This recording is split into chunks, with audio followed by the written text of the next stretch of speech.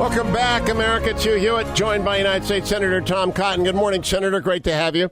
Good morning, Hugh. Good to be on with you as always. First, I have a few quick questions. Have you called on the president to fire Special Counsel Mueller? No, Hugh, I have not. Have you called on the president to fire Deputy Attorney General Rod Rosenstein? No, Hugh. Are you aware of any senator who has done so? Not to my knowledge. Well, I haven't taken stock of all my 49 Democratic friends, but not to my knowledge that any Republican has. Would your advice to the president be not to fire Special Counsel Mueller? What I've said all along about both Special Counsel Mueller as well as my committee, the Senate Intelligence Committee, House Intelligence Committee, the Judiciary Committee, is it's best for everyone involved, the president, the Congress, the American people, for all of these matters to follow the facts wherever they may take us, reach the logical conclusion of those facts, do so as quickly as possible, and make as much information as public as possible, consistent with the dictates of classified intelligence. So, Senator Cotton, why are Democrats and members of the media gaslighting the country about threats to Mr. Mueller and Mr. Rosenstein that do not exist?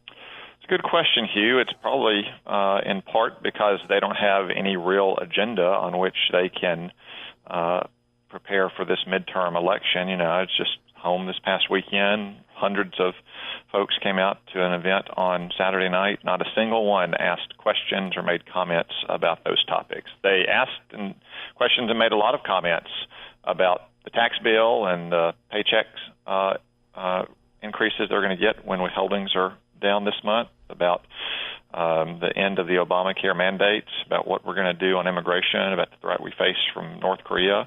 Not a single question about these kind of things, though. It's the Democrats and the media in Washington are kind of living in a bubble, obsessed about these things. Now, Senator, you are a graduate of Harvard and Harvard Law School, and the latter is a rather exotic place. I'm not sure what they teach. They teach corporate law at Michigan. Do they teach corporate law at Harvard Law? Did you take it there? I took one or two classes there in corporate law. Yeah, now, what is the consequence of a material omission of fact in a public offering or a quarterly report to those who prepared the documents?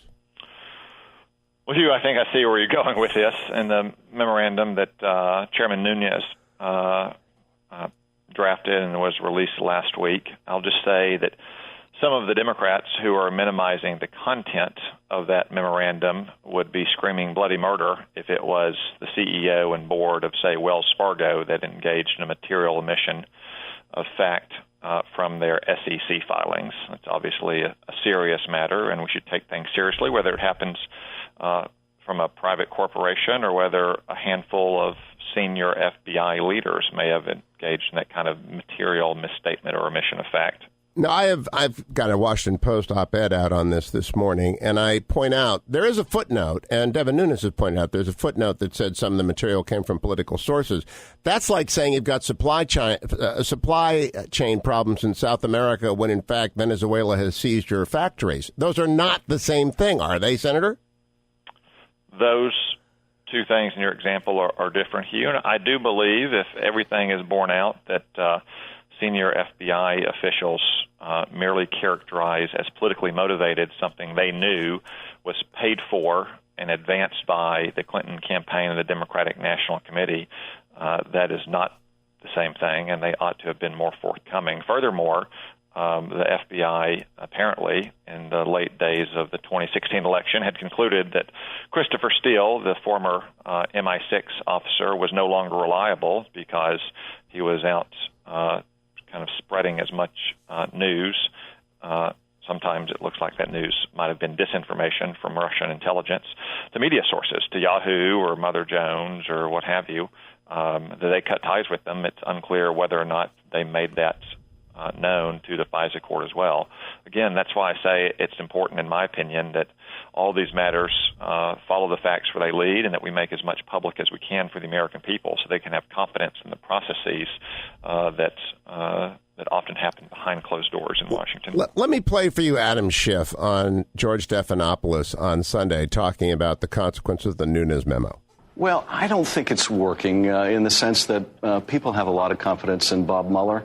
But it is impeaching the FBI. And the problem with this, and this is, I think, at the heart of the department's concern, is If you have a neighbor who's buying fertilizer, lots of fertilizer, but has no yard, and you have concerns about it, and you want to call the FBI, you're now going to wonder, is that FBI going to hold my name in confidence or this information in confidence?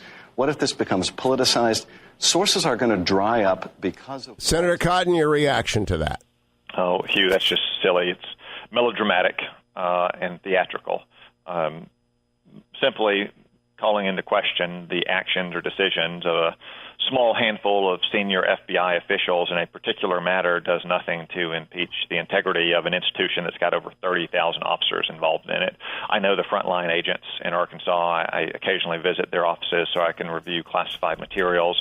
I have good friends who are in the FBI, and calling into question the judgment of a handful of senior officers on a particular matter no more impeaches the institution than, say, holding a private accountable who's misbehaving in the Army impeaches the integrity of the Army. Well said, Senator Cotton. Always a pleasure to talk to you. I'll talk to you again next week. Don't go anywhere, America. Come